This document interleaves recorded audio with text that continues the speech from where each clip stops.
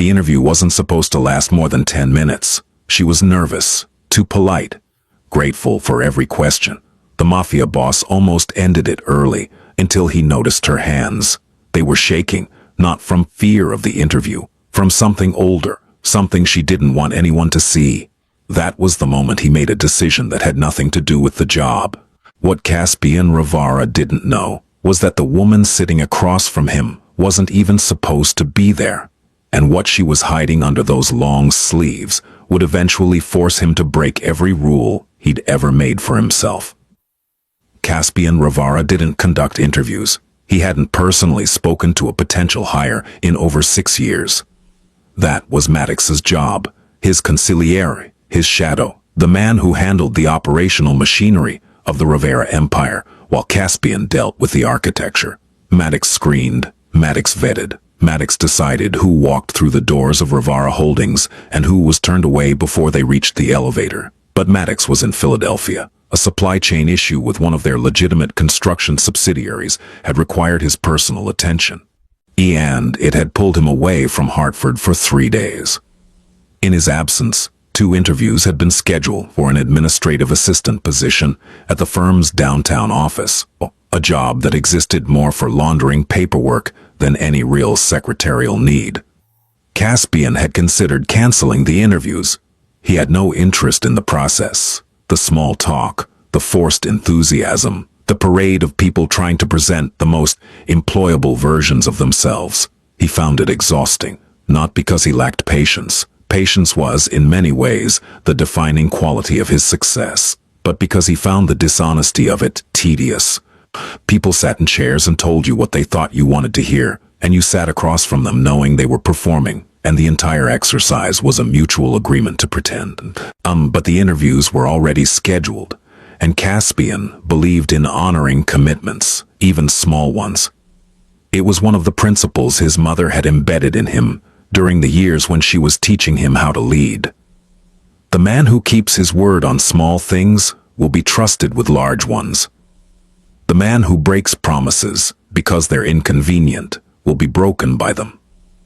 The first candidate had been unremarkable, 42 years old, an accounting background, a flat affect.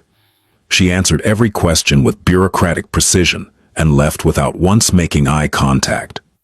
Caspian had dismissed her before the door closed behind her. The second name on the list was Liora Tenley. She was late, not dramatically late. Not late in the way that communicated disrespect. She was 4 minutes late. And when the receptionist finally brought her in, Liora walked into the conference room like someone who had spent those 4 minutes trying to convince herself not to run. Caspian was standing by the window when she entered. He turned slowly, hands in the pockets of his charcoal suit, and studied her the way he studied everyone. Not with warmth, not with judgment, but with a careful, measured patience that could feel, to those on the receiving end, like being read. She was 23. She looked younger. Her dark hair was pulled back into a low ponytail that she'd clearly done in a hurry. A few loose strands fell against her neck, and she kept reaching up to tuck them behind her ear, a gesture so habitual it seemed involuntary. She wore a blouse that was slightly too large in the shoulders, as if borrowed. And then her shoes, black flats, had been polished but were cracking at the sides. "Miss Tenley?" he said. She nodded quickly. Yes, sir. I apologize for being late. There was traffic near the bridge and Sit down." She sat. It wasn't an unkind command, but she obeyed it with a swiftness that caught his attention. Not because it was unusual in his world. People obeyed Caspian Revara without hesitation, as a matter of survival. But because there was something in the way she responded. Not deference to power. Something else. A conditioned reflex. A flinch, disguised as obedience. The conference room was cold, as Caspian kept most of his spaces. A long glass table stretched between them, a pitcher of water and 2 clean glasses placed at the center by someone who understood that he expected precision in all things. Though the walls were bare, except for a single framed photograph of Hartford's skyline taken from the river. A gift from the city's former mayor, who owed Caspian more than gratitude. "Your resume says you attended Briarfield Community College," Caspian said, flipping through the single sheet she'd submitted. It was thin, sparse, the kind of resume that told him more in what it omitted than in what it included. "Yes, I didn't finish. I completed 3 semesters." "Why did you stop?" Her hands moved to her lap, both of them pressed together. "Personal reasons." He didn't push, not because he cared about her privacy, but because he recognized a wall when he saw one, and he understood that pushing against walls prematurely was how you made enemies in rooms where you hadn't yet decided whether you wanted allies. "You've listed experience as a cashier, a filing clerk at a medical office, and 6 months as a receptionist at a law firm." "Yes." "The law firm, Caldwell and Price?" "They downsized." "They closed," Caspian corrected, without malice, her cheeks flushed. "Yes, they closed." He set the resume down and looked at her, not at the document, not at the glass wall behind her, but at her. She met his gaze for approximately 1 second before her eyes dropped to the table. "Why do you want this job, Miss Tenley?" The question seemed to surprise her, as if she'd prepared for hostility and received neutrality instead. She opened her mouth, closed it, and then spoke with a voice that was steady, only because she was holding it in place with everything she had. "Because I need it." There was no pitch, no rehearsed speech about passion or career goals. Just 4 words delivered with a rawness that most people who sat in that chair never permitted themselves. Caspian studied her hands. They were trembling. Not the kind of trembling that comes from caffeine or cold air. This was a tremor rooted in something deeper, fatigue maybe, chronic stress, the kind of exhaustion that nests in the nervous system and sets up permanent residence. He noticed something else, her left wrist, where the sleeve had ridden up just slightly as she reached for the glass of water, showed the faint edge of something, a shadow of color against her skin that was neither natural nor cosmetic. She saw him notice. She pulled her sleeve down. The gesture was fast, practiced, seamless. She'd done it 1,000 times. The position pays $48,000 a year," he said. "Benefits begin after 90 days. Hours are 8 to 5, Monday through Friday. Overtime is available but not required." Liora blinked. You mean, you start Monday?" She stared at him. For the first time since she'd walked into the room, her composure cracked. Not from pain, but from something she seemed unprepared to feel. Gratitude, maybe, or disbelief. "Sir, don't you need to check my references or—" "Monday, 8 a.m. Ask the receptionist for your parking pass on the way out." He turned back to the window. She didn't move for a long moment, and then, quietly, she stood, smoothed the front of her blouse and said, "Thank you, thank you." She left the room without looking back. The door closed behind her with a soft click. Caspian stood at the window and watched the city below. Cars moving, people walking, a world that continued regardless of what happened inside the buildings that contained it. He picked up his phone and dialed Maddox. "I filled the position," he said. "Without me. You were unavailable." A pause. "Who is she?" "Liora Tenley. 23. Community college, incomplete. No criminal record, no debts that I could see." "And what made you hire her?" Caspian looked at the chair where she'd been sitting, the glass of water she'd poured but never drank, the faint indentation in the leather where her body had pressed against it. "She was honest," he said, and then he hung up. What he didn't say, what he wouldn't say to anyone, was that it wasn't her honesty that had stayed with him. It was her hands. The way they shook, and the way she pulled her sleeve down so quickly that it looked like breathing. The way she'd hidden something under that fabric with the skill of someone who had been hiding things for a very long time. She arrived at 7:47 a.m. on her first Monday, 13 minutes early. The building, a 12-story glass tower on Prospect Avenue that served as the legitimate face of the Revara organization, was quiet that early, populated only by security and the cleaning crew. Liora had dressed carefully. A navy blouse with sleeves that reached her wrists, dark slacks, her hair pulled back more neatly than it had been during the interview.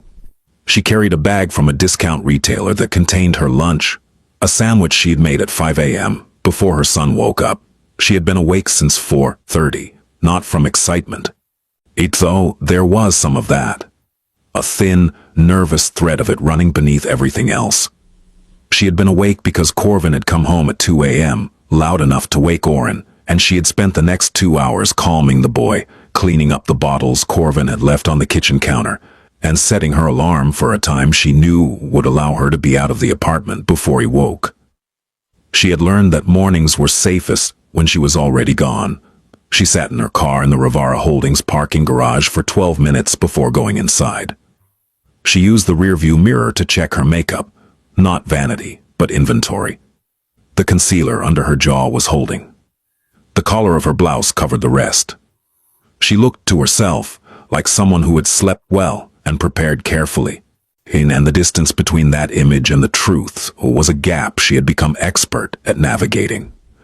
Her son, Oren, 3 years old, round-faced, solemn, with his mother's dark eyes and a quietness that was, for a child his age, unsettling. He did not babble the way other toddlers did. He watched, he waited. He had learned in 3 short years of life that silence was safer than sound. Other mothers at the playground noticed it. They would try to engage him, holding out toys, making faces, speaking in the high, bright voices that toddlers are supposed to respond to. And Oren would look at them the way a much older person might, assessing, calculating, determining whether this person was safe before offering any piece of himself. Most of the mothers eventually stopped trying. Even they would turn to each other with pitying looks and say things like, "He's just shy," or "He'll grow out of it," not understanding that what they were witnessing wasn't shyness. It was strategy, a 3-year-old's survival strategy, developed in a home where the wrong sound at the wrong moment could turn a quiet evening into something else entirely. Liora had dropped Oren at her neighbor's apartment at 6:30 a.m., a retired woman named Jenera Fultz, who watched him for a rate Liora could barely afford. Jenera was patient and kind, and she never asked why Oren sometimes flinched when doors closed too quickly. She had noticed, of course. Jenera Fultz was 71 years old and had raised 5 children and buried 1 husband, and seen enough of life to recognize the signs. But she was also wise enough to know that asking Liora directly would only cause the young woman to withdraw, to pull Oren from her care and find someone else, someone who noticed less. So Jenera said nothing. She kept Oren safe during the hours he was in her apartment, and she fed him the snacks his mother could not always afford, and she held him when he cried without asking why, and she hoped, with the quiet, persistent hope of an old woman who had seen too much, that something would eventually change. The office assigned to Liora was small but clean. A desk, a computer, a filing cabinet, and a window that overlooked the parking garage.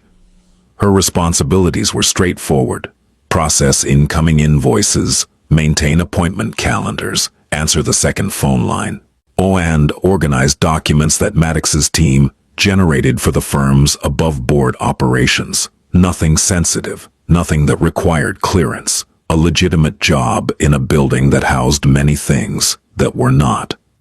Caspian did not interact with her directly during that first week.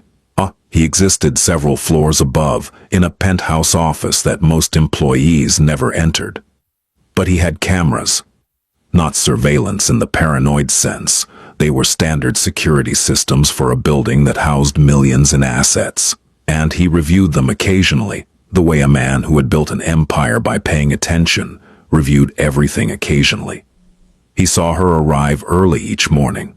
He saw her eat lunch at her desk, alone, the same sandwich every day, turkey on white bread, an apple, a bottle of water she refilled from the break room tap. And he saw her leave at exactly 5:01 p.m., moving through the lobby with a pace that was just slightly too fast, as if she was racing a clock that had nothing to do with work. By the second week, Maddox had returned from Philadelphia and reviewed the new hire himself. "She's competent," he told Caspian, leaning against the doorframe of the penthouse office. Maddox was 51, silver-haired, built like a man who had stopped fighting, but hadn't stopped training. He wore his loyalty to Caspian the way some men wore wedding rings, visibly, permanently, without apology. Doesn't talk much, does the work, no complaints from the floor managers. Good. Ransom in accounting says she's the fastest filer they've had in 2 years. Good. Maddox hesitated. "What, you hired her in under 10 minutes? "I did." "That's unusual for you." Caspian looked up from the document he was reading. His gaze was the kind that made most men reconsider their next sentence. Maddox was not most men. "She needed the job," Caspian said simply. "Everyone who applies needs the job. Not the way she did." Maddox studied his boss for a moment, then nodded. He had worked with Caspian Revara for 19 years, since Caspian was barely 18, and already rebuilding what his father had left behind. In that time, Maddox had learned that Caspian's instincts were not random. When he acted without explanation, there was always a reason. It just took time for the reason to become visible. The third week was when it began. Monday. Liora arrived at her usual time, but something was different. She wore sunglasses. And not outside, where the September morning was bright enough to justify them. Inside, at her desk. She kept them on as she hung her coat, as she powered up her computer, as she opened the first stack of invoices. When Ransom Hetrick from accounting passed her desk, on his way to the break room, he paused. "You okay, Liora?" She looked up, a movement that seemed to cost her effort. The sunglasses were large, dark, the kind that covered not just her eyes, but the skin beneath them. "Migraine," she said, and she smiled. A small, practiced, completely convincing smile. Ransom nodded sympathetically and moved on. By noon, the sunglasses were off. Whatever had been beneath them was now concealed by makeup applied in the restroom during her break. Caspian would later learn this from the security footage, even though he wouldn't review it until later, when the pattern had become impossible to ignore. Tuesday of the same week. Liora wore a cardigan despite the office temperature. It was buttoned to her wrists. When she reached across her desk for the stapler, the fabric rode up her forearm for just a moment, enough for the overhead fluorescent to catch what was underneath. A bruise. Not fresh, yellowing at the edges. The kind that takes days to develop that particular hue of sickened green. She pulled the sleeve down. Wednesday, she moved differently. There was a stiffness in her left side that altered her gait. Not dramatically, but enough. She carried her lunch bag in her right hand only. She reached for objects with her right arm only. When she sat down, she lowered herself slowly, carefully, in the way someone sits when their ribs are screaming. Thursday, she called in sick. Friday, she returned. She was quieter than usual, which was notable because Liora Tenley was already one of the quietest people in the building. She spoke when spoken to, completed her assignments with meticulous precision, and ate her lunch alone with the door to her small office closed. But now there was something else. A guardedness.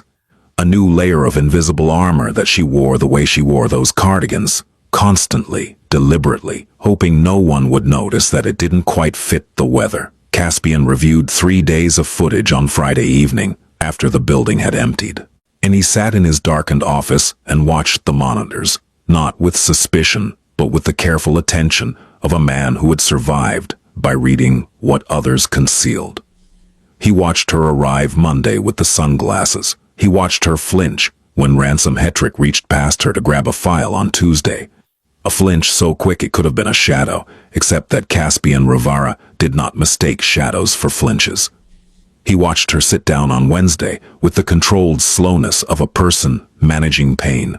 He watched the empty desk on Thursday. He watched her return on Friday wearing a turtleneck in 74-degree heat. He closed the monitor and sat in the dark for a long time. There was a code that governed Caspian Revara's world.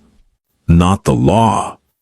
Laws were written by men who had never lived in the spaces between power and survival. His code was older, more personal. It had been shaped by his mother, Isolde, who had raised him alone after his father's death, and who had taught him, in the quiet hours of a childhood that was anything but quiet, that there were certain things a man with power must never tolerate. Cruelty against those who could not protect themselves was one of them. Exploitation of vulnerability was another, and the deliberate systematic destruction of a person's dignity, whether by a rival, an enemy, or someone who claimed to love them, was the one that Caspian's mother had spoken of with a coldness in her voice that he had never heard her use for any other subject. He didn't know yet what was happening to Liora Tenley.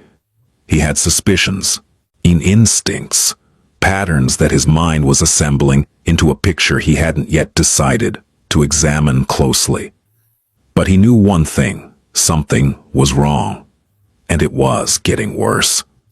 October arrived with cooler air and the kind of gray skies that made Hartford look like a photograph from a different era.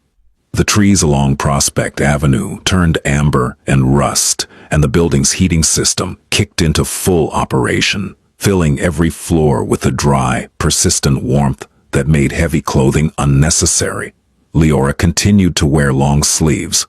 She had been employed at Revara Holdings for 5 weeks now, and by most measures she was exemplary. Her filing was immaculate. Her calendar management was precise. She had earned the quiet respect of the floor staff, not through personality, because she rarely shared anything personal, but through reliability. She was there every morning, she did the work, she didn't complain. But the signs were escalating.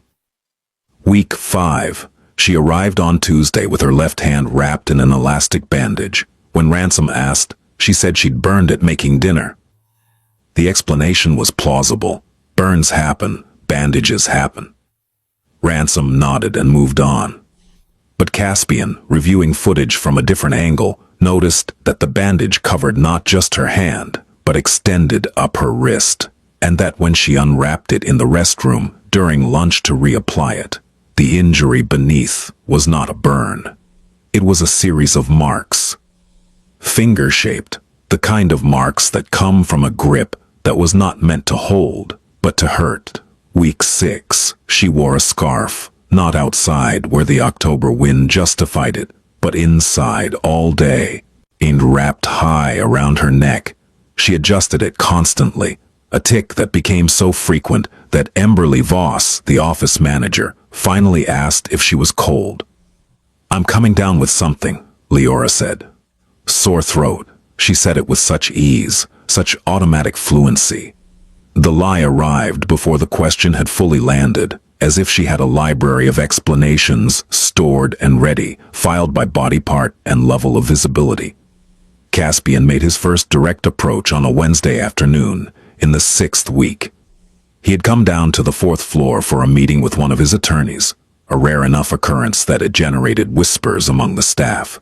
And on his way back to the elevator, he stopped at Leora's office. The door was open.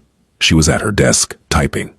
The scarf was still in place, her hair pulled back as always, and exposed the side of her neck where the scarf didn't quite reach, and there, just above the collarbone, barely visible, was a mark, purplish, recent. He knocked on the doorframe. She startled, not the normal startle of someone interrupted, the full-body startle of someone who lives in a state of perpetual alert. Her shoulders came up, her hands left the keyboard and went to her lap. Her eyes, those dark, careful eyes, found him, and for a moment he saw it. The raw, unfiltered fear that lived beneath every practiced smile and every rehearsed excuse. Then it was gone, replaced by the mask. "Mr. Revara," she said and stood. Can I help you with something?" "Sit down, Miss Tenley." She sat, that same immediate obedience that troubled him in the interview. He stepped into her office and closed the door, and she watched him do it, and he saw her posture shift, a barely perceptible tightening, as if the closing of a door was a signal her body had learned to interpret as danger. He sat in the chair across from her desk. "How are you settling in?" Fine. Good. Great, actually. The work is... I really enjoy it. Good. A pause. Are you well? The question was simple. 2 words. But Liora received it like a blow. Her mouth opened, then closed. Her hand drifted to the scarf at her neck. An unconscious gesture. And she caught herself, redirected the hand to the desk, pressed it flat against the surface. I'm fine, she said. Just, the weather's been changing and I think I caught a bug. You burned your hand last week. Making dinner. Silly mistake. The pan was... And the week before that. Oh, you called in sick on Thursday. She went still, not the stillness of calm, but the stillness of an animal that has been spotted. I had a stomach bug, she said.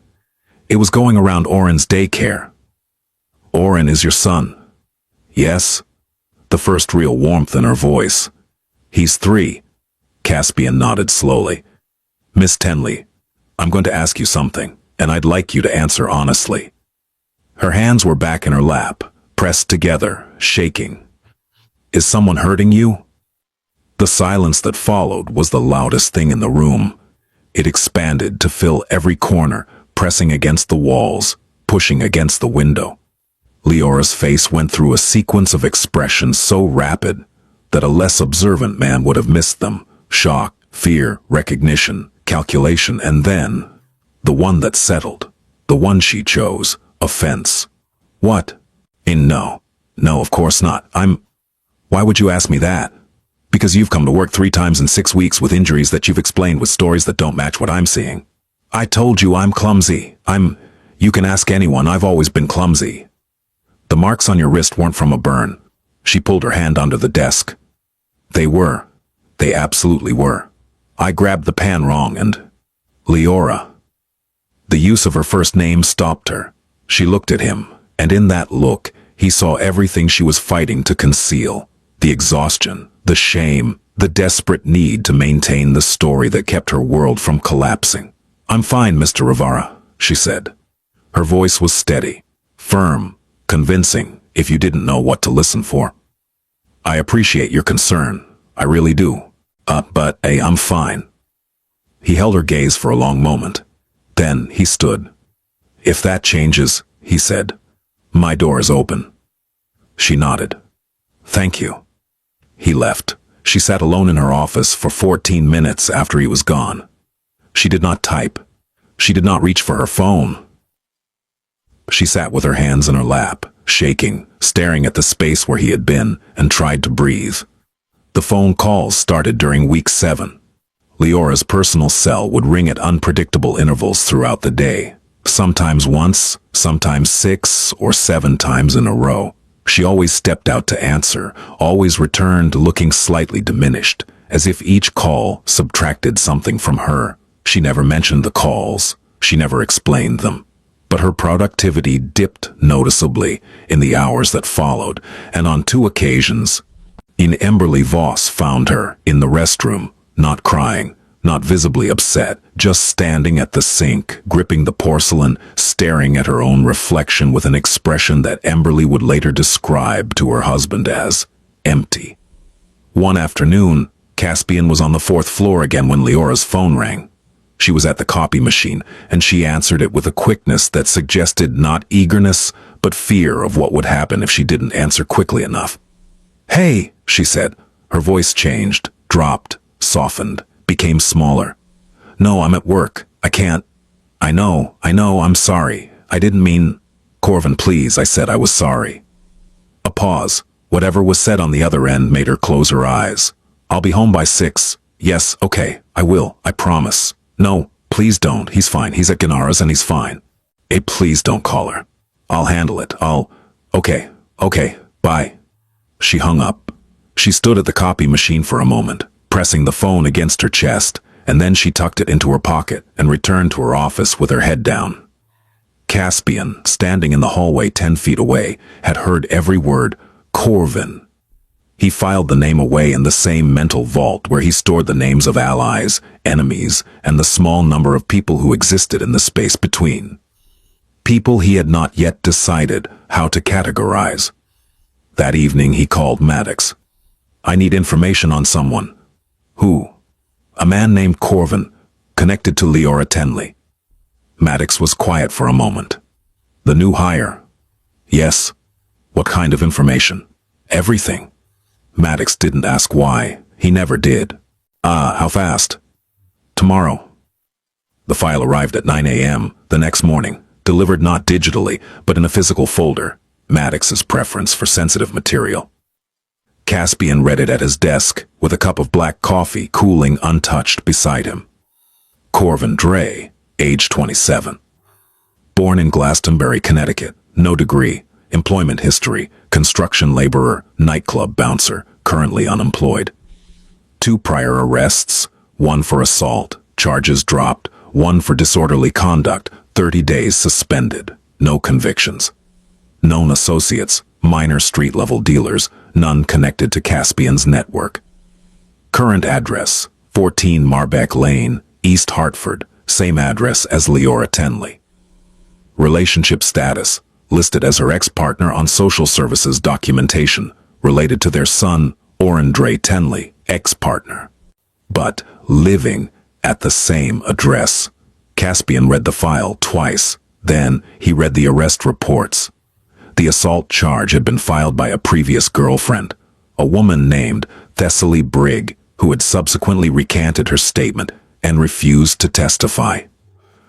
The disorderly conduct had occurred outside a bar in New Britain, where Corvin had shattered a car window with his fist during an argument with an unidentified woman. Pattern. Caspian closed the file and sat in the silence of his office. Through the window, Hartford sprawled beneath him, a city of steeples and concrete, insurance companies and shadows. Somewhere in that city, in a small apartment on Marbeck Lane, a 23-year-old woman was going home to a man with a history of violence and a talent for avoiding consequences.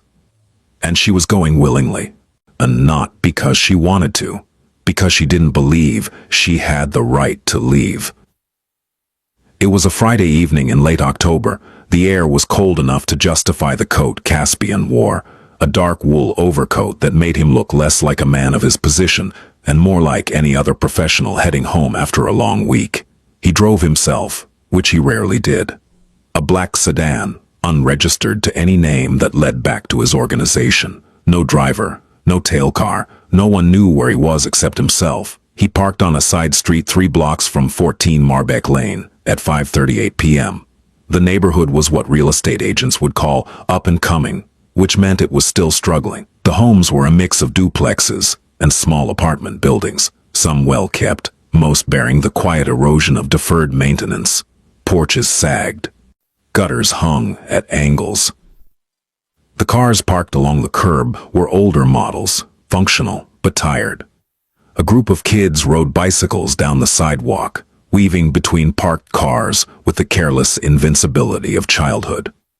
An older man sat on his porch across the street from number 14, drinking something from a can and watching the traffic with the patient attention of someone who had nowhere else to be. A dog barked somewhere behind one of the houses, short, sharp barks, the kind that meant territory, not alarm. This was not the kind of neighborhood where Caspian Revara spent time. His world existed in glass towers and renovated brownstones, in private dining rooms and conference suites, where the furniture alone cost more than any house on this street. But he had grown up in a neighborhood not unlike this one, before his father's organization had expanded, before the money had transformed their circumstances. And he recognized its rhythms.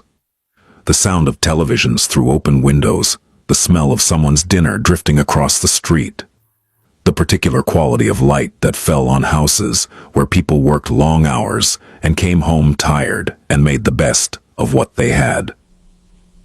Number 14 was a duplex. 2 stories. Beige siding that had once been white. A narrow front porch with a plastic chair and an overturned tricycle, Oren's presumably. The first floor windows were lit, the curtains were thin, and from his position across the street, Caspian could see the blurred movements of figures inside. The second floor unit appeared empty. No lights, no movement. EA for rent sign hung crookedly from the porch railing. The whole structure had the look of a building that its owner had stopped investing in, maintained just enough to collect rent and not a dollar more. He waited. At 5:52 p.m., Liora's car, a 12-year-old Honda Civic with a dented rear bumper, pulled into the short driveway. She got out quickly, opened the back door, and lifted Oren from his car seat. The boy wrapped his arms around her neck and pressed his face against her shoulder. She carried him up the porch steps, shifted him to one arm, and opened the front door. She paused at the threshold, just for a moment. A hesitation so brief, it could have been nothing. A fumbled key, a shifted grip on the child. But Caspian saw it for what it was. The pause of a person who does not want to enter their own home. She went inside, and for the next 40 minutes, nothing happened. Caspian sat in his car, watching the lit windows, seeing the occasional shadow pass behind the curtains. He could not hear what was happening inside. He could only watch the silhouettes, 2 adults, 1 child, moving through the muted glow of a home that, from the outside, looked ordinary. Then, at 6:34 p.m., the voices started. Not shouting, not at first. A man's voice, raised just above conversation level. The kind of volume that isn't technically yelling but carries the same threat. Caspian couldn't make out the words, but he could hear the cadence. Accusatory, relentless, building. Then Liora's voice. Quieter. Smaller. Trying to de-escalate. The same tone he'd heard on the phone call at the office. "I'm sorry, I didn't mean to, please." The man's voice got louder. A crash. Something heavy hitting something hard. A wall, a floor, a table. The kind of sound that vibrates through cheap construction and reaches the street. Through the thin curtains, Caspian saw a shadow move. Fast, aggressive. And then, another shadow, smaller, stumble backward. He saw the smaller shadow raise its arms, not in attack but in defense. The universal gesture, the crossed arms, the ducked head, the body curling in on itself to protect the soft places. There was another sound. Not a crash this time. Something different. The sound of a person's body making contact with a surface in a way that bodies should not. It was dull, final. The kind of sound that comes from force, applied to flesh by flesh. And then, worst of all, silence. Not peaceful silence. The loaded silence that follows impact. The silence of aftermath. The silence that fills a room when one person has been hurt and both people are deciding what to do next. One deciding how to minimize what just happened. The other deciding whether they can move. A light went on in the back of the apartment. A door closed. The bathroom, maybe. He could imagine what was happening behind that door without needing to see it. Liora standing at the sink, running cold water over whatever part of her body had taken the impact. Staring at her own reflection, constructing the explanation she would use tomorrow. "Oh, I tripped. I walked into the door. I'm so clumsy." He imagined Oren. Where was Oren? In his room? In his crib? Awake, listening to the sounds that no child should learn to interpret, or asleep, spared this one night, only to be woken the next by the same sounds, or worse. Dean Caspian's hands tightened on the steering wheel. His knuckles went white. He had controlled men who ran narcotics through 6 states.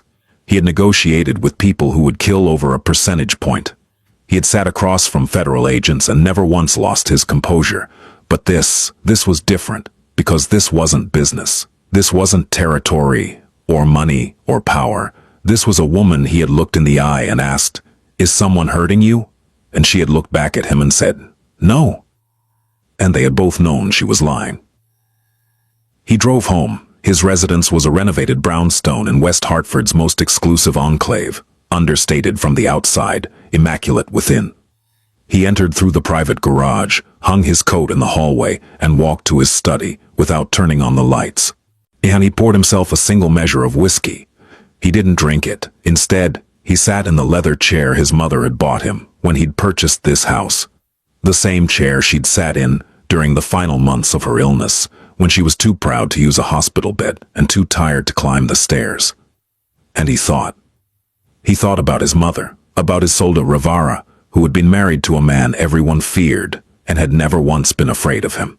Because his father, for all his brutality in business, had operated under the same code that Caspian now carried. You do not harm those who trust you. You do not break what you claim to love. He thought about Liora's hands shaking in the interview. He thought about the scarf she wore in 74-degree heat. And he thought about the crash he'd heard through the thin walls of 14 Marbeck Lane and the silence that followed. And he thought about Corvin Dre, a 27-year-old man with no power, no ambition, no code, and no purpose except the systematic dismantling of a woman who believed she deserved it. Caspian made a decision that night. Not the decision people might expect from a man in his position. He did not call his enforcers, did not order retribution, did not set the machinery of his empire into motion against a man who, by every metric that mattered in his world, was insignificant. Instead, he picked up his phone and called someone he hadn't spoken to in 2 years, Dr. Aurelian Cobb. Aurelian was a psychologist who specialized in trauma and domestic violence. She ran a private practice in New Haven and consulted for 3 shelters in the region. She was also the only person outside his organization who knew the full truth about what Caspian Revara did for a living, because she had treated his cousin Thessalina after a situation that had nearly destroyed the family. Aurelian, he said, I need your advice. It's 10 o'clock at night, Caspian. I know. She heard something in his voice. She always did, and her tone shifted. Tell me. He told her. Not everything. Not the surveillance, not the file on Corvin, but enough. A woman at his office, signs of abuse, denial when confronted, emotional dependency on the abuser. Aurelian listened without interrupting. When he finished, she was quiet for a long time. You can't force her to leave, she said. Yeah, I know. If you confront her again, she may withdraw further. She may quit the job. I know. If you go after him directly, you'll confirm her fear that the world is dangerous and that she needs him to survive it. He's probably told her that no one else would want her, that she's lucky to have him. If you remove him, you remove her framework, and without support in place, she'll find another one just like him. What do I do? You create conditions. Safety, consistency. You let her know, without pressure, that there is a world outside that apartment where she is valued for who she is, not what she endures. You don't save her, Caspian. You give her the tools and the space to realize she can save herself. He was quiet. There's a legal aid organization in Hartford, Aurelian continued. Whitfield Resources. And they handle domestic situations, restraining orders, custody, housing, and there's a therapist I can recommend.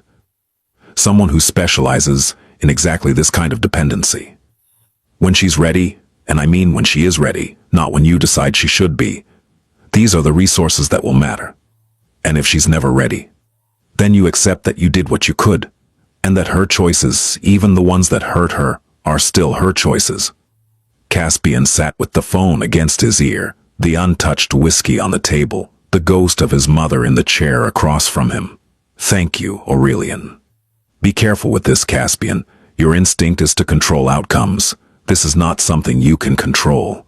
He hung up. He sat in the dark for another hour. Then he went to bed, and he did not sleep. It was her eye, the left one.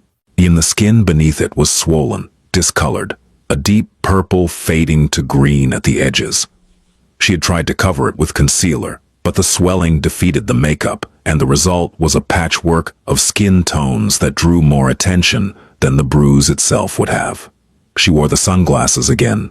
She kept them on at her desk. She kept them on in the break room. She kept them on when Emberly Voss stopped by her office to drop off a stack of filing, and Emberly, who had raised 4 daughters and recognized the geography of a black eye with the precision of a cartographer, stood in the doorway for a moment longer than necessary before walking away with a look on her face that was equal parts rage and sorrow. By noon, the whispers had started. Not cruel whispers. The staff at Revara Holdings were, by and large, people who understood discretion, but concerned ones. Ransom Hetrick told Emberly he'd noticed the bruise. Emberly told Maddox. Maddox told Caspian. She's wearing sunglasses indoors, Maddox said. It's her eye. I know. What do you want me to do? Nothing yet. Maddox studied him. You've been watching her. I've been paying attention. Those are the same thing coming from you. Caspian stood from his desk. Clear my afternoon. What are you going to do? Talk to her. He found her in her office at 2:15 p.m. She was on the phone, not her cell, but the office line, confirming an appointment for one of the attorneys. When she saw Caspian in the doorway, her voice faltered for just a moment before she recovered, finished the call, and hung up. Mr. Revara. Take off the sunglasses. Liora. The directness of it, no preamble, no small talk, seemed to freeze her in place. She sat behind her desk with her hands flat on the surface, and he could see them trembling. They're for my migraine. I get these, say. Take them off. She didn't move. He stepped inside, closed the door, sat down across from her. The room was small enough that only the desk separated them, and in that confined space, the reality of what was happening became impossible to avoid. I'm not going to ask you if someone is hurting you, he said. We both know the answer. What I'm going to tell you is that what is happening to you is not your fault. It is not something you deserve, and it is not something that will get better on its own. Leora's composure, which had held through weeks of lies and smiles and long sleeves, began to fracture, and her lower lip trembled. She pressed her lips together to stop it. Her hands curled into fists on the desk. You don't understand, she said. Her voice was thick. He's not always like that. He has a temper, but he's working on it. He's trying. How long has he been trying? She didn't answer. How long, Liora? It's been since before Oren was born. But it wasn't bad at first. It was just, he'd get frustrated and sometimes he'd... She stopped, swallowed. He loves me. I know how that sounds. I know, but he does. He tells me all the time. He says he can't live without me. That's not love. You don't know him. I know what I see when you walk into this building. You see what you want to see. The words came out sharper than she'd intended, and she immediately retreated. Her eyes dropped, and her shoulders curved inward, and she shook her head as if apologizing for the outburst. I'm sorry. I didn't mean... Don't apologize for having a reaction. She looked at him then, really looked at him, and in that look, Caspian saw the war raging inside her. The part that knew the truth, fighting against the part that had spent years constructing a reality in which the truth didn't exist. He's Oren's father, she said quietly. He loves his son. When things are good, they're really good. He brings me flowers. He tells me I'm beautiful. He holds me and he cries sometimes. He tells me he's sorry. He tells me he'll change. Does he change? The silence was answer enough. I can't leave, she said. I don't have anywhere to go. My mother is... She's in Florida and she told me I made my bed. My friends, the ones I had, yet they don't come around anymore, and if I leave, he'll get custody. He's told me. He said his lawyer will prove I'm unfit. He said I'm the one with the problems. He said, her voice broke. He said if I leave, he'll find me. Caspian leaned forward. His voice when he spoke carried a quietness that was more powerful than volume. The controlled calm of a man who had learned that real authority doesn't need to be loud. Listen to me. What he tells you about custody, it's not true. There are organizations that exist specifically to help women in your situation navigate the legal system. What he tells you about being unfit, it's not true. You work, you care for your son. You show up every day to a job that you do with more diligence than people I pay 3 times your salary. What he tells you about finding you, that is a threat. Threats are something I understand very well. She shook her head. You don't know what he's capable of. I know exactly what he's capable of, and I'm telling you, not as your employer, but as someone who sees what is happening. You do not have to live this way. I love him. The words hung in the air between them like smoke. I know you believe that, Caspian said. It's not a belief. He's the father of my child. He's the only person who ever... When we first met, he was different. He was kind. He would bring me coffee in the morning and hold the door and call me just to hear my voice. I fell in love with that person, and I keep thinking he's still in there. That if I'm patient enough, if I don't push him, if I'm better, if you're better. I know what I do wrong. I know what sets him off. If I could I provoke him sometimes. I don't mean to, but Liora, stop. She stopped. You are not responsible for another person's violence. You are not the cause. You are not the trigger. No amount of being better will fix what is broken inside him, because what is broken inside him is not something you broke. She stared at him. Tears slid from beneath the sunglasses, tracing lines through the concealer she had applied so carefully that morning. I don't know how to leave, she whispered. I've tried, twice. I packed a bag, and I got as far as the car, and I couldn't do it. I kept thinking about what would happen to him, what he'd do, whether he'd hurt himself. He told me once that if I left She couldn't finish. He uses that, Caspian said. He tells you he'll hurt himself because he knows it keeps you there. It's not love, Liora. It's a chain. She pulled the sunglasses off. The bruise was worse than it had looked through the tinted lenses, a deep, angry purple that spread from her cheekbone to the corner of her eye. She looked at him with an expression that was part defiance, part surrender, and part something he hadn't seen before in the weeks he'd known her. A small, fragile, almost invisible spark of recognition. I'm scared, she said. I know. I don't know who I am without him. That is exactly what he wants you to feel. She wiped her eyes with the back of her hand. Looked at the desk, looked at the filing cabinet, looked at the window overlooking the parking garage, the ordinary, mundane window of an ordinary, mundane office that had somehow become the safest place in her world. What do I do? She asked. And Caspian Revara, a man who gave orders to hundreds, who moved money and power with the precision of a chess master, who had never once, in his adult life, been uncertain about a course of action, said the only thing he could say honestly. When you're ready, there are people who can help. Not me. Professionals. People who understand what you're going through and who can help you build a path forward, a safe one, a legal one, one that protects you and your son. He placed a card on her desk, plain white, a phone number, a name, Whitfield Resources. You don't have to call today, he said. You don't have to call this week, but keep it and know that the option exists. She picked up the card, held it. One turned it over in her fingers as if it were something fragile and dangerous, because for her, in that moment, it was. It was the physical manifestation of a choice she had spent years convincing herself she didn't have. And if I'm not ready? She asked. Then you come to work tomorrow, and the day after that, and you will have a job and a desk and people who see you. That doesn't change. She nodded. He stood, walked to the door, paused. Liora. Yes? You asked me in the interview why I hired you. She waited. I hired you because when I asked you why you wanted the job, you said, because I need it. That was the most honest thing anyone had said to me in years. Don't lose that honesty, especially not with yourself. He left. She sat in her office, holding the card, and cried for the first time in months, not the silent.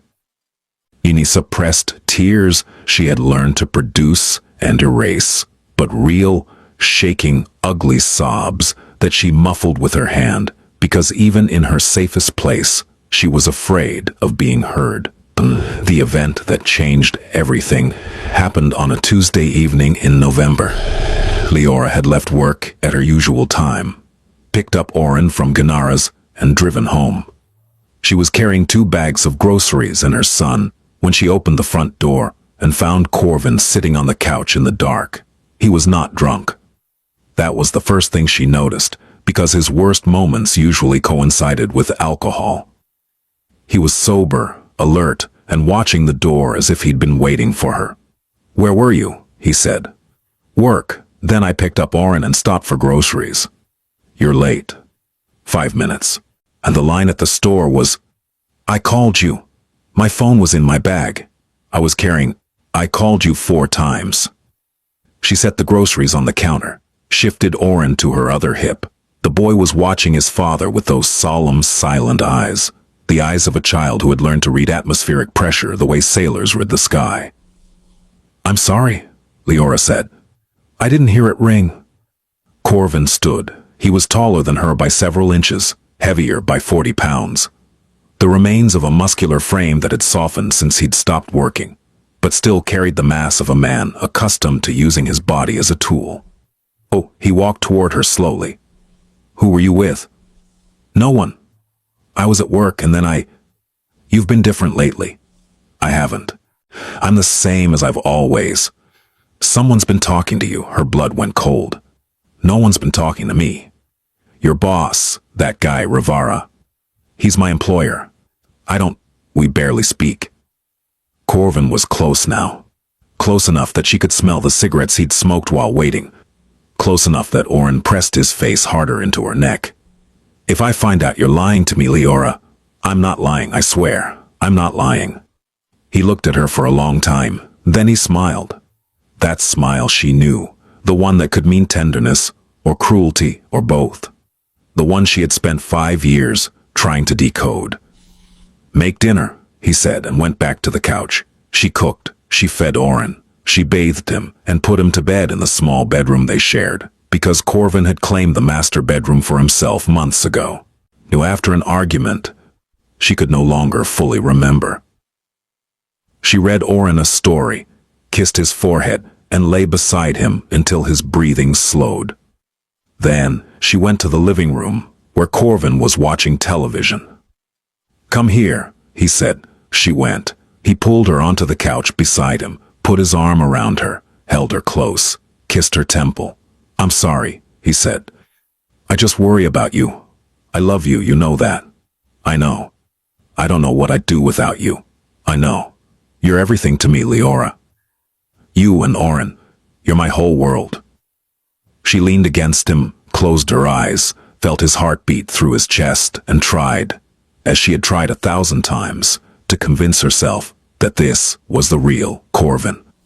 That the other one, the one who left bruises and broke things and made her son afraid to breathe, was an aberration. A glitch. Something that would eventually be corrected if she just loved him enough. This was the part she could never explain to anyone, not the violence. That was straightforward in its terrible way. People understood violence. What they didn't understand was this. The tenderness that followed. The softness. The version of Corvin who stroked her hair and whispered that he was sorry and held her as if she were the most precious thing in his world. This version was more addictive than any substance. Because this version was the reason she'd fallen in love with him in the first place, and every time he appeared, it confirmed the story she needed to believe, that the good version was the real one and the bad version was the exception. And Pernille would later call this intermittent reinforcement, the most powerful conditioning mechanism known to psychology. The same principle that kept gamblers at slot machines.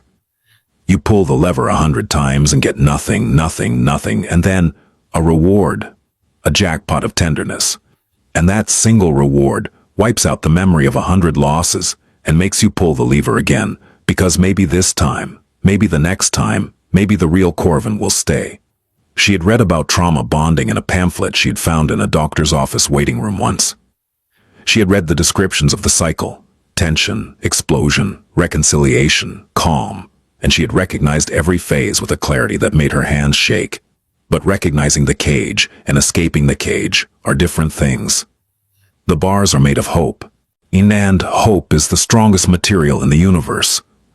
But something was different tonight, because behind her driver's license, folded once and pressed flat, was a white card with a phone number. And for the first time, the card felt heavier than the arm around her shoulders. 3 days later, Corvin hit Oren. Not hard. Not the way he hit Liora. A shove, rough, sudden, because the boy had spilled milk on the carpet, and Corvin was on the phone, and the noise had interrupted him. He shoved the child with one hand, and Oren fell backward, hit the edge of the coffee table, and began to scream. Liora was in the kitchen. She heard the scream and came running. Oren was on the floor. There was a cut on his forehead, small but bleeding. He was crying with the open-mouthed, a gasping terror of a child who doesn't understand what has happened to him. Corvin was standing over him, phone still in his hand, looking at the boy with an expression that was not remorse, but annoyance. "He needs to learn to be more careful," Corvin said. Something shifted inside Liora.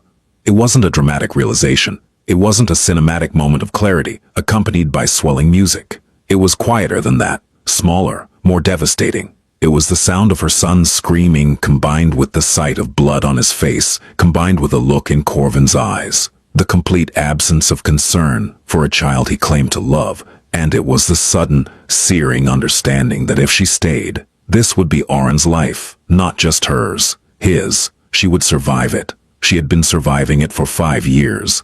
And she could survive it for 5 more, because she had built an entire identity around the act of enduring. But Oren couldn't. Oren was 3 years old, and he was already afraid of loud noises, and he didn't babble the way other children did, and he flinched when doors closed too quickly. And if she didn't leave, he would grow up learning that love was something that left marks. She picked up her son. She cleaned the cut. She bandaged his forehead. She held him until he stopped crying. And then, at 9:47 p.m., while Corvin slept in the master bedroom, she took the white card from behind her driver's license. She sat on the bathroom floor with the door locked and the shower running to mask the sound. And she dialed the number. Whitfield Resources answered on the second ring.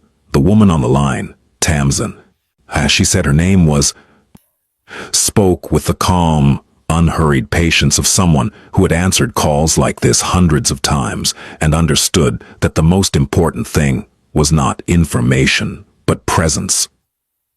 "Take your time," Tamsin said. "You don't have to tell me everything tonight. You just have to tell me what you need right now." "I need to leave," Liora whispered. "I have a son. He's 3. I don't have money. I don't have anywhere to go." "Okay, that's okay. We can help with all of that. Are you safe right now?" "He's asleep." "Okay, here's what I want you to do. Can you pack a bag tonight? Just the essentials. Documents, clothes for you and your son, anything you can't replace." "Yes.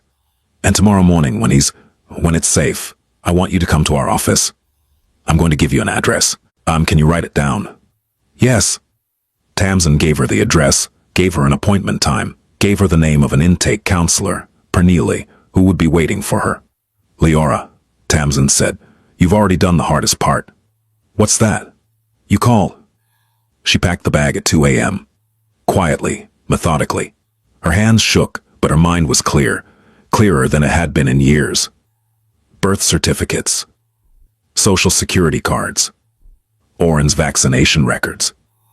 3 changes of clothes for each of them, his stuffed rabbit, the one he slept with, the one that smelled like home, her wallet, the white card tucked back behind her license like a talisman. She moved through the apartment like a ghost, opening drawers with the care of someone disarming a bomb. In every sound was amplified by the silence of the sleeping house, the slide of a zipper, the rustle of fabric, the click of the clasp on Oren's diaper bag. She had spent 5 years learning to be silent. Now, for the first time, that skill served her instead of her captor. She paused at the bedroom door. Corvin was asleep, sprawled across the mattress, one arm flung over the side, mouth open. He looked peaceful. He looked harmless. He looked like the man she had fallen in love with 6 years ago at a party in New Britain, when he'd made her laugh so hard she'd spilled her drink, and he'd wiped it up with his own shirt and said, "I'll ruin every shirt I own if it keeps you smiling." She stood in the doorway and looked at him, and she felt the pull, the gravitational force of a shared history, a shared child, a shared bed. And the pull said, "Stay. He'll be better tomorrow. He always is for a while. Go back to bed. Put the bag away. Nothing has to change tonight." She closed her eyes. She saw Oren's face, the cut on his forehead, the blood, the look of total incomprehension. the look of a child trying to understand why the person who was supposed to protect him had hurt him instead. She opened her eyes. She picked up the bag. She left the bedroom. She did not look back. She hid the bag in the trunk of her car before dawn. The street was empty. The sky was that particular shade of pre-dawn gray that exists only in the hour when the world hasn't decided whether to commit to morning. She stood in the driveway of 14 Marbeck Lane and breathed the cold November air, and she felt beneath the terror. Something she hadn't felt in so long, she almost didn't recognize it. Resolve, not courage. She would argue later in therapy that what she did was not courageous. Courage implied a choice made freely. What she did was an act of desperation by a woman who had finally hit the one line she could not cross, her son's safety. But desperation and resolve, in the right circumstances, look the same. They move the same way. They produce the same result. Forward motion when every instinct is screaming at you to stay still. She went to work. She picked up Oren from Gennara's. When she collected him, Gennara looked at the bag in the trunk. Liora hadn't closed it fully, and the corner of Oren's stuffed rabbit was visible. And Gennara said nothing. She hugged Liora, just held her, in the doorway, for a long time. And then she said, "Ikbo, you call me if you need anything, anything." She did not go home. She drove to Whitfield Resources. Caspian learned about it the following day. Not from Liora. She didn't come to work that morning, but from Maddox, who received a call from the building's HR department reporting her absence. She didn't call in, Maddox said. Caspian felt a cold knot form in his chest. Find out where she is. It took Maddox 30 minutes. A single call to a contact at the police department confirmed that no incidents had been reported at 14 Marbeck Lane. A second call to Whitfield Resources, facilitated by Aurelian, confirmed that Liora Tenley had walked through their doors at 8:15 a.m. with her son and a single bag. She was safe. Caspian sat at his desk and exhaled for what felt like the first time in weeks. The next part was delicate, and Caspian handled it with the same precision he applied to every operation that mattered. He did not contact Liora directly. He understood, through Aurelian's guidance, that the first 72 hours after leaving were the most dangerous and the most fragile, the period when the gravitational pull of the relationship was strongest, when the abuser's pleas and threats were loudest, and when the survivor was most likely to return. Instead, he acted behind the scenes. Through Maddox, he ensured that Liora's job remained secure. Her absence was coded as personal leave, paid, indefinite, no questions asked. Her desk was left exactly as she had left it.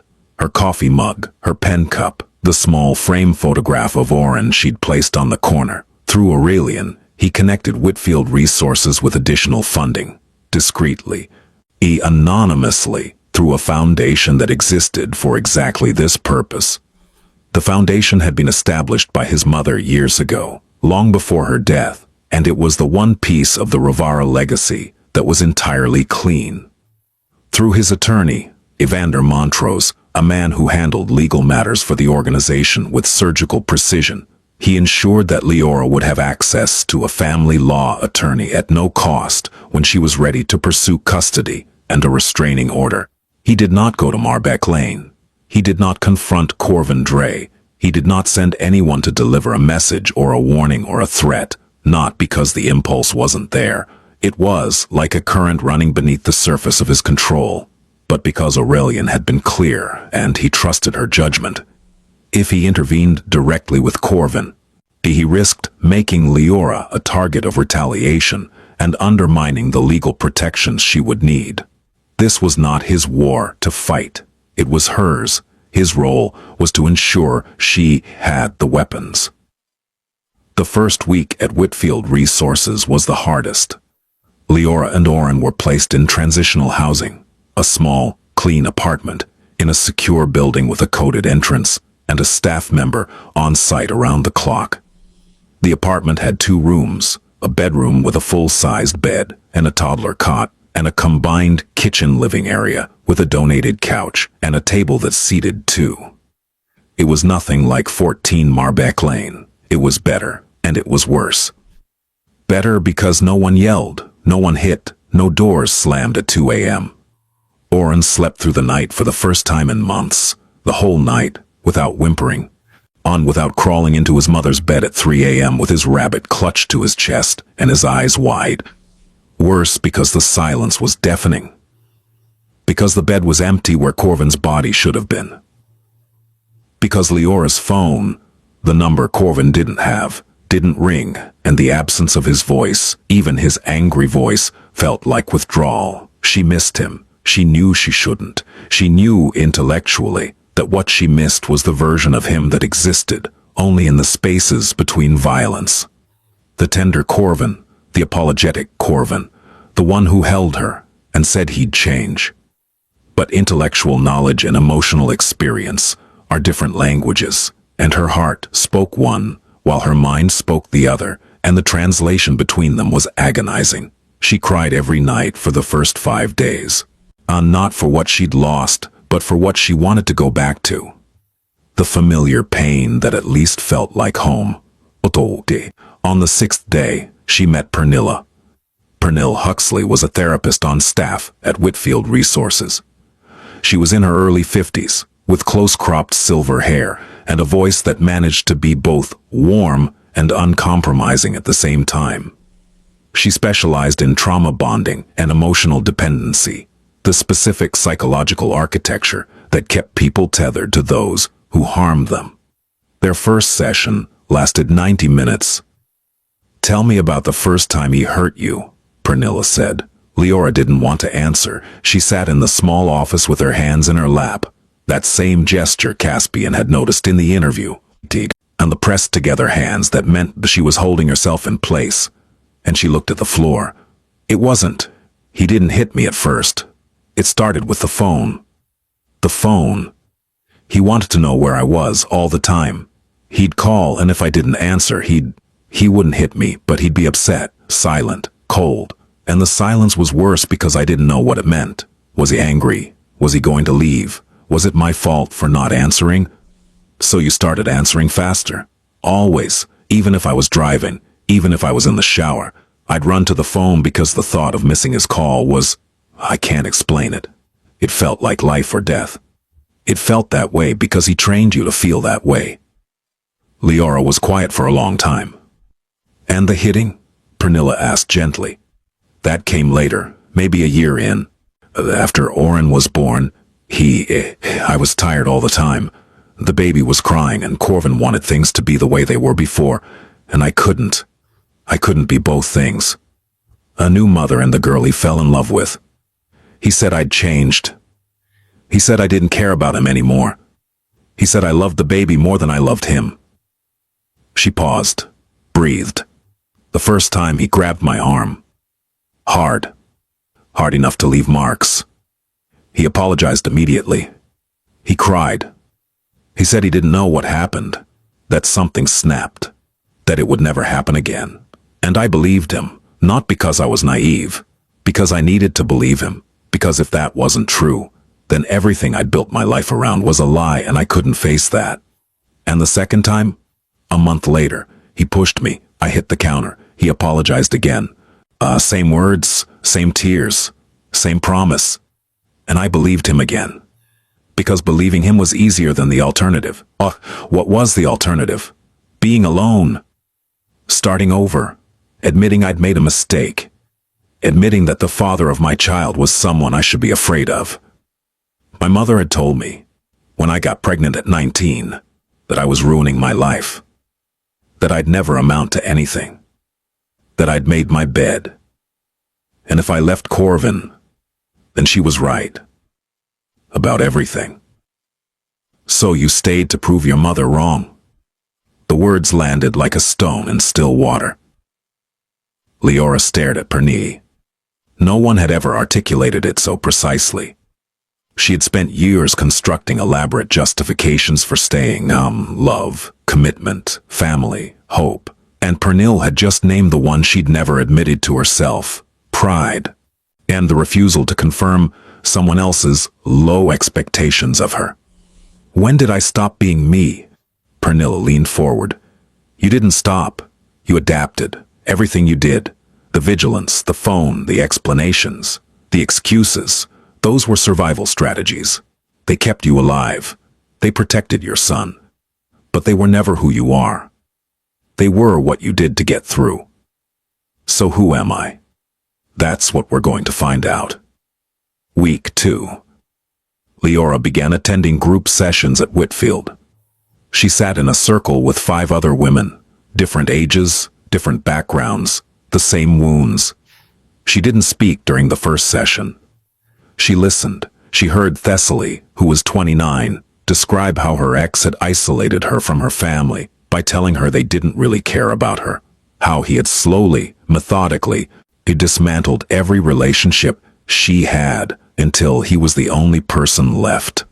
He made me believe they abandoned me, Thessaly said. But he was the one locking the doors. She heard Carenza, who was 44, explain how she'd gone back 4 times before the 5th time stuck. Carenza was a registered nurse. She had a master's degree. She understood, on a clinical level, exactly what was happening to her, could name the cycle, could identify the hormones, could diagram the neuroscience of trauma bonding. And still she went back. 4 times. Because knowing and feeling are different things, Carenza said. My brain knew. My body didn't care. My body was addicted to the cycle. The terror, the relief, the tenderness that came after. It's the same chemistry as any other addiction. And you don't beat an addiction just because you understand it. She heard Marigold, who was 20, talk about the night she realized her boyfriend's apologies were a script he performed to keep her in place. He said the same words every time, Marigold said. Exact same words. I don't know what came over me. You know I'd never hurt you on purpose. I love you more than anything. And I finally realized he wasn't sorry. He was pressing a button, the apology button, the one that reset me back to 0 so he could do it again. She heard Selene, who was 37 and had left her husband of 12 years, describe the specific loneliness of the first week. People think the hard part is leaving, Selene said. The hard part is the silence. You go from a house full of chaos to a room where the only sound is your own breathing. And your brain doesn't know what to do with that. It interprets the silence as danger, because for years, silence was what came right before the explosion. So you sit in your safe apartment and your body is in fight or flight because it can't tell the difference between peace and the calm before the storm. By the end of the session, Liora was crying. Not from sadness. From recognition. That's what it feels like, she told Pernille afterward. Hearing other people say the same words, the exact same words. I'm clumsy. He's working on it. He didn't mean it. It's like we all read from the same book. Because the patterns are the same, Pernille said. The abuser's playbook doesn't change. The details change. The names, the places, the specific acts. But the architecture is identical. Isolation, control, intermittent reinforcement, blame reversal. It works because it's designed to work. So I'm not stupid. You were never stupid. You were trapped in a system that was built to make you feel like you couldn't leave. Week 3. Liora returned to work. She walked into Revara Holdings at 8:02 a.m. 2 minutes late, which she would have apologized for profusely a month ago, but now simply noted and moved past. Her desk was exactly as she'd left it. The coffee mug, the pen cup, Oren's photograph. She sat down, turned on her computer, opened the first file, and she breathed. Emberly Voss appeared in her doorway 10 minutes later with a cup of coffee, not from the break room, but from the cafe across the street. The good kind. The kind Liora had never bought herself, because she'd always considered it an unnecessary expense. Welcome back, Emberly said, and set the cup on her desk. Thank you. No questions, no commentary, just the cup and the 2 words, and the quiet understanding between 2 women who didn't need to say more. Ransom Hetrick stopped by at lunch. Hey, glad you're back. Me too. Maddox appeared in her office at 3 p.m. with a stack of files that needed organizing and a briskness in his manner that communicated more clearly than warmth could have, that she was needed, not pitied, needed. "These are a mess," he said, dropping the stack on her desk. "Whoever filed them last should be fired." Oh wait, that was me." She almost laughed. Almost. The muscles were rusty, but they remembered. She did not see Caspian that day. Not because he wasn't there. He was on the top floor, aware of her return, aware of everything. But because he understood that his presence, at this point, would carry too much weight. He was the man who had asked, the man who had pushed, and right now, what she needed was normalcy, not the person who had witnessed her at her most vulnerable. But she found an envelope on her desk at the end of the day. No name on it. Inside, a single sheet of paper from the HR department confirming that her health insurance had been upgraded to include mental health coverage, therapy, psychiatry, and family counseling, effective immediately. She held the paper for a long time. The legal process began in week 4. Evander Montrose's associate, a family law attorney named Jessamy Thorne, met with Liora at Whitfield Resources to discuss her options. Jessamy was precise, patient, and thorough. She explained the process for a protective order. She explained custody law. She explained that Corvin's criminal history, combined with documented evidence of abuse, gave Liora a strong case for sole custody. "Evidence?" Liora asked. "Medical records. Photographs if you have them. Witness statements. Employment records showing patterns of absence." I didn't take pictures. I didn't think anyone would believe me." "People will believe you," Jessamy said. "And the medical records from your emergency room visits, the one in August and the one in June, those are documented." Liora stared at her. "How did you know about those?" Jessamy simply looked at her. "We do our research. The protective order was filed the following week. Corvin was served at 14 Marbeck Lane by a process server at 10 a.m. on a Wednesday. And he was ordered to maintain a distance of 500 feet from Liora, from Oren, from her workplace, and from the transitional housing facility." The process server later told Jessamy Thorne that when Corvin opened the door and read the documents, his face went through a transformation that the server, a man who had delivered thousands of legal documents in his career, described as chilling. Not anger, not confusion. A calm, flat nothing followed by a smile that didn't reach his eyes. "Tell her she's making a mistake," Corvin said. The process server said nothing, because that was his training. "Tell her I love her," Corvin added. And then he closed the door. He called her. She didn't answer. He called again, and again, 17 times in 1 hour. Each call a slight variation of the same message, some pleading, some angry, and some tender, some threatening. The voicemails, which Jessamy would later use as evidence in the custody hearing, were a master class in manipulation. "Baby, please, I love you. I need to talk to you. Just give me 5 minutes. I can change. I'm already changing. Why are you doing this to us? To our family? You're taking my son away from me. How can you do this, after everything I've done for you? You know you can't make it on your own. You know that. Come home. Just come home and we'll figure it out. We always figure it out."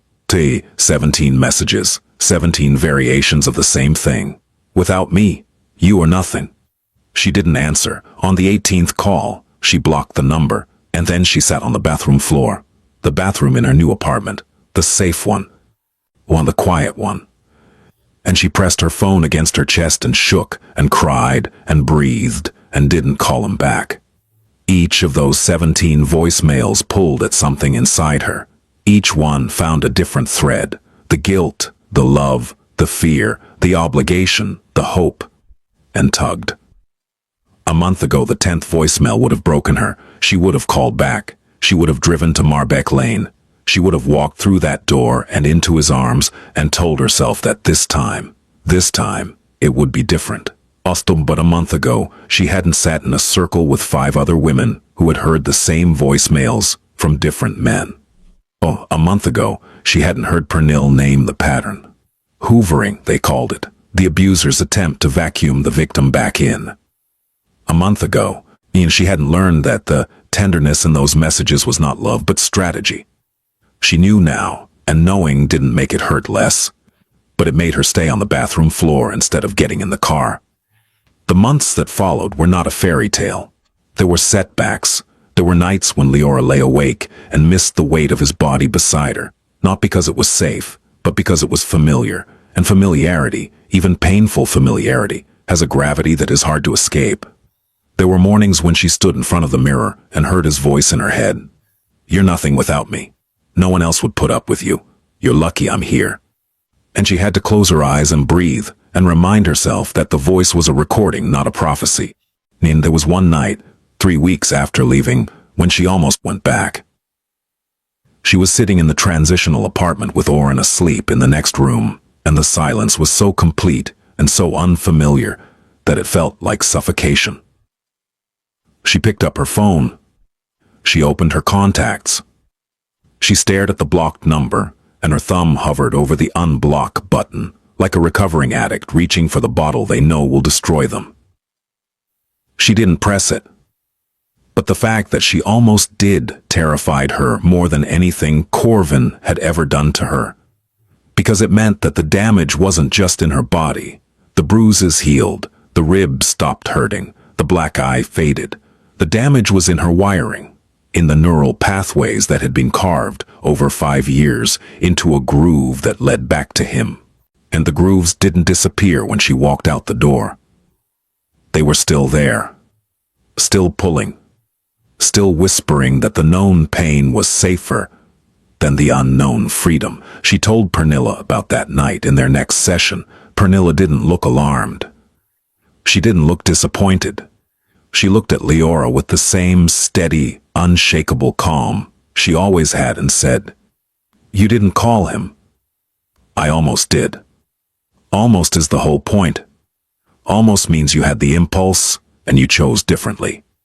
That's not failure, Liora. That's the opposite of failure. That's a woman who is learning in real time to override the programming that was installed without her consent. It doesn't feel like winning. It won't, not yet. Winning feels like nothing for a while. It feels like the absence of the chaos you're accustomed to. And your nervous system doesn't know what to do with peace. It interprets peace as boredom, and boredom as danger, because in your old life, quiet moments were just the space between storms. Learning to tolerate peace is part of the process. It takes time. How much time? As much as you need. Pernilla called it detoxing from a person. Trauma bonds don't break cleanly, she told Liora during their twice-weekly sessions. They unravel, thread by thread, and each thread hurts because you wove them yourself. You built a life around this bond. You built an identity. Letting go of it feels like letting go of yourself. So who do I become? Whoever you choose. Month 3. Liora was granted temporary sole custody of Oren. The hearing was brief. Jessamy Thorne presented the evidence, the medical records. In the police reports from Corvin's prior arrests, the testimony of Janara Foltz, who had noticed Oren's behavioral changes, and a letter from Pernille Huxley outlining the psychological impact of exposure to domestic violence on a 3-year-old child. Corvin appeared with a court-appointed attorney. He was clean-shaven, wearing a suit that didn't fit well, and he looked at Liora across the courtroom with an expression that was designed to communicate remorse, but that she now recognized, thanks to months of therapy and group sessions, as performance. He looked good. That was the cruelest part. He had gotten a haircut. He was wearing cologne, the same one he'd worn when they first started dating, and the scent reached her across the courtroom and hit her like a physical blow. But her body responded before her mind could intervene. The quickened pulse, the flush of warmth, the automatic softening that years of conditioning had wired into her nervous system. Her body still loved him. Her body hadn't gotten the memo. She gripped the edge of the table. She looked at Jessamy Thorne, who gave her a small, steady nod. She looked at the judge. She looked at the American flag behind the bench. And she breathed. She did not look at Corvin again. When his attorney argued that Corvin was a loving father who deserved the opportunity to maintain a relationship with his son, Liora felt the old guilt surge, the familiar voice that said, "You're taking his father away, you're breaking up a family. This is your fault." But Pernilla had prepared her for this moment. They had practiced it. He literally rehearsed it in therapy. The guilt would come, and she would let it come, and she would not follow it. "The guilt is not yours," Pernilla had said. "He built it. He installed it. It's his construction, not your truth." She did not look away. She did not cry. She sat in her chair with her hands steady, for the first time in as long as she could remember, and she let the process do what processes do. Temporary sole custody. Granted. Supervised visitation. Approved. Contingent on Corvin's completion of a court-mandated anger management program. Liora walked out of the courtroom and into the November sunlight, and she stood on the steps, and she breathed. Oren was at Gennara's. She would pick him up in an hour. She would take him home, to their home, the transitional apartment that was slowly becoming something more permanent. Something that smelled like the lavender candles she'd started buying, and the oatmeal she made every morning, and the detergent she chose herself, because she could choose things now. She called Pernille from the courthouse steps. "How do you feel?" Pernille asked. "Terrified." "Good. Good." Terrified means you're feeling something real. For years you numbed yourself to survive. Terror is honest. It means you're alive. Month 5. Liora moved into a permanent apartment, a one-bedroom, in a complex that Whitfield Resources had helped her secure through a housing assistance program. It was small. It was hers. She painted Oren's corner of the bedroom a pale blue, and he helped her, his small hands covered in paint, laughing in a way she hadn't heard him laugh in over a year. The first night in the new apartment, she couldn't sleep. Not from fear. The building had a security system, a coded entrance, and neighbors who had been screened by the housing program. She couldn't sleep because the bed was positioned against a wall that faced west, and through the window she could see the lights of Hartford stretching toward the horizon, and it occurred to her that she had never chosen where she lived. She had lived with her mother until she was 17. She had lived with Corvin from 17 onward. Every address on every form she had ever filled out was someone else's decision. This address was hers. She lay in bed with Oren curled against her. He still preferred sleeping close to her, a habit she didn't rush to break. And she listened to the sounds of the building, pipes, footsteps on the floor above. The faint hum of the refrigerator. She had stocked herself with groceries. She had chosen herself, with money she had earned herself. She cried. But they were different tears. They were the tears of someone arriving somewhere after a long journey. Not tears of grief, but tears of recognition. She was here. She was actually here. She enrolled in an online program to complete her associate degree. She worked during the day and studied at night, and on weekends she took Oren to the park and watched him run and play and make sounds, loud sounds, joyful sounds, the sounds of a child who was learning that it was safe to be heard. The first time Oren threw a tantrum in the new apartment, a full-blown 3-year-old meltdown over being told he couldn't have ice cream before dinner. Liora froze. In the old life, noise meant danger. On a child's scream, a raised voice, even the clatter of a dropped toy. These were triggers that set off a chain reaction, ending in violence. She stood in the kitchen holding a box of pasta, and her body locked, waiting for the other shoe to drop. But there was no other shoe. There was only a 3-year-old lying on the kitchen floor, howling about ice cream. There was no one else to hear. No one who would storm in demanding silence. No one who would blame her for not controlling the child.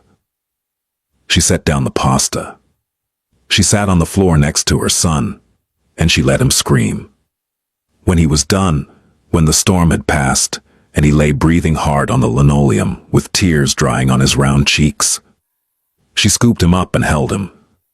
"It's okay to be loud," she told him. "It's okay to be mad. Oh, we can be loud here." He looked at her with those dark eyes, her eyes, and he said in his small, tentative voice, "Promise. Promise." It was such a small thing, such an ordinary moment between a mother and a child, But for Liora, it was everything, because she had just given her son the one thing she had never been given: permission to feel. At work, she was given additional responsibilities. Maddox, impressed by her organizational skills, moved her into a coordination role that involved managing schedules for the firm's legitimate business operations. She excelled.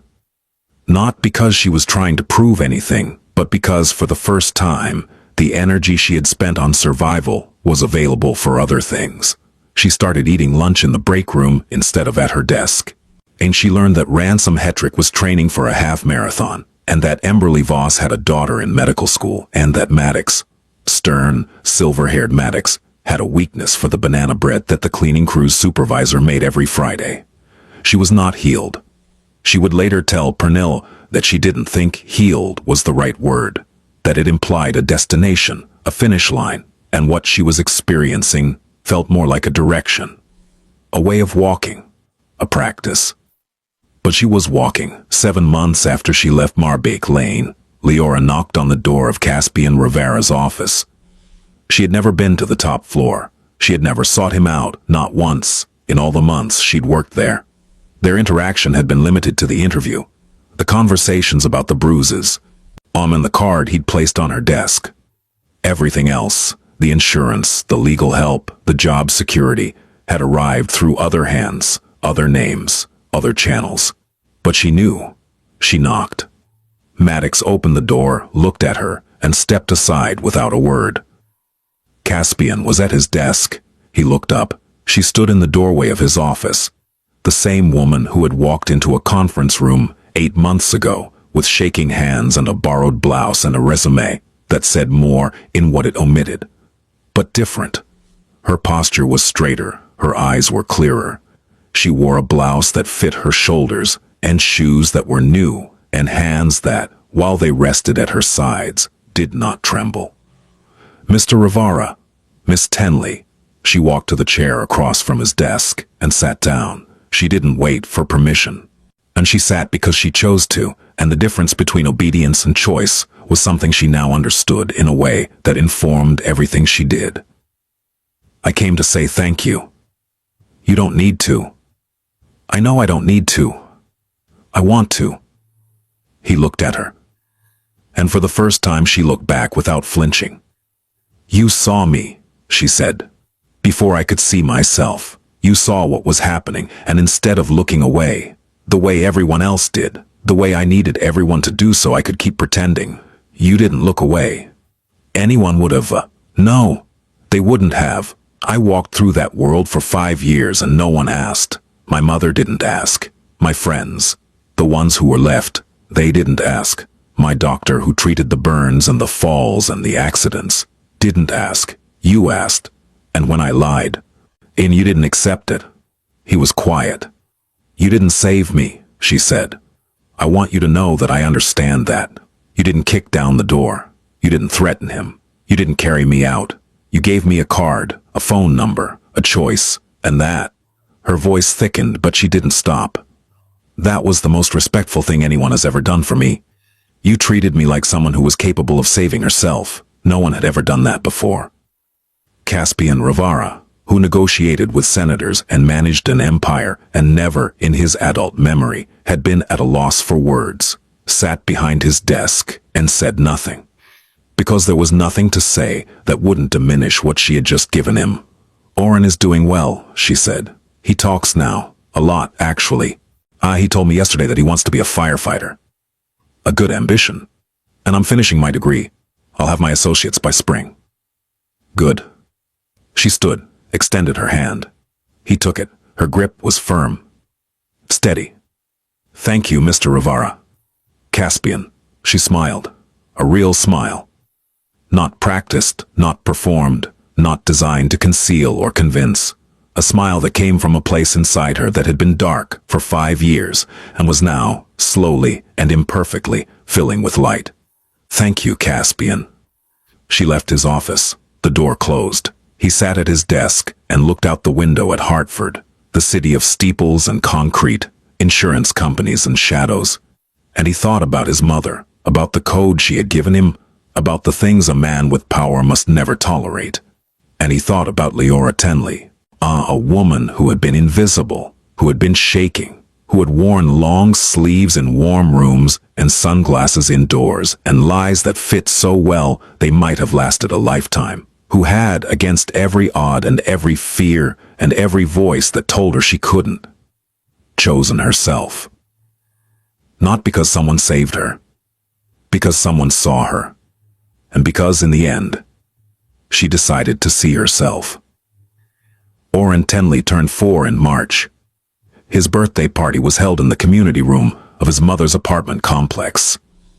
There were balloons. There was cake, chocolate, his favorite, baked by Gennara Foltz, who still watched him on weekdays and now did so because she wanted to, not because Liora had no other choice. 8 children attended. Oren was loud. He laughed. He ran. He blew out his candles with a force that sent frosting across the table.